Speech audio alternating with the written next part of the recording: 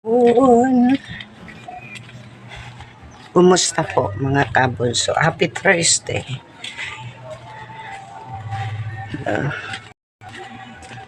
Holy Thursday. Huwebes Santo.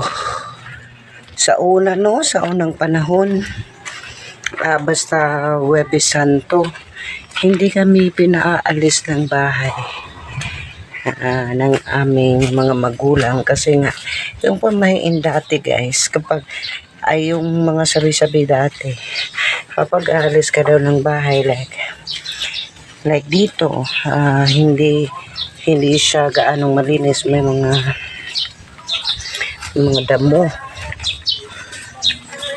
so baka daw may ahas, yung ganun ba, maanuhan tayo ng ahas,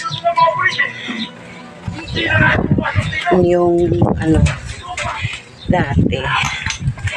Tapos kapag makagat ka, daw, very dangerous,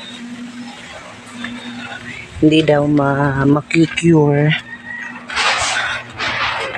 habang pa daw si Jesus, or matagal siyang ma-cure, parang ganyan. Wala, piniklag ito. So ayan po yung natin story.